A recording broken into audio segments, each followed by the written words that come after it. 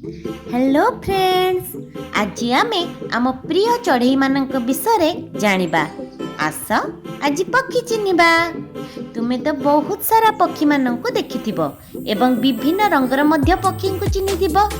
सबु पक्षी देखिबाकू समान नहंती कि सेमानकर आकृति समान नुहे।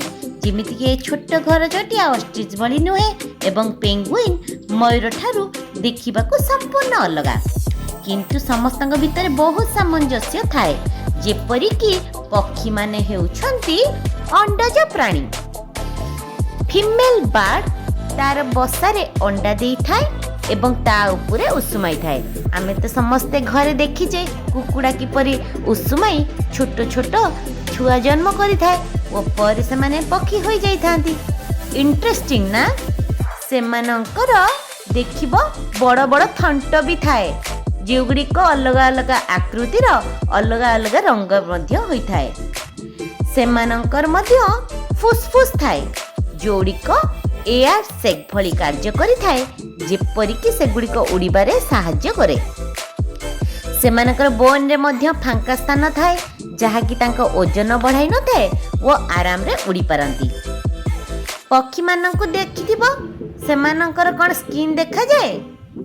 सेमानंकर स्किन फिदर रे कवर होई थाए जहाँकि गरम आ वर्षारू सेमानंकु रक्षा दी थाए। पक्षी मानंकर गोड़ थाए किंतु हाथ न थाए। यह डेणा रे परिणत हेछि जहाँकि उड़ीबारे साहाय्य करे एवं किछि केस रे मध्य आमे देखिदिबा एहा पहरिबारे भी सेमानंकु साहाय्य करिथाए। एबे जानिल तो पक्षी मानंकर विभिन्न प्रकार। आस आउ किछि नुआ जानिबा, जेपरिकी एमाने कोन खाउथिबे एपर एमाने केपरि रहुथिबे, सेमानकर नेस्ट गुड़िक किपरि होइथिबो। जिज्ञासार एई प्रोजेक्ट को आमे नुआ किछि तथ्य देबा एवं कंप्लीट करिबा। आउ किछि नुआ नुआ तथ्य आमे अन्य सोर्स रु मध्य आनी परिबा। Thank you.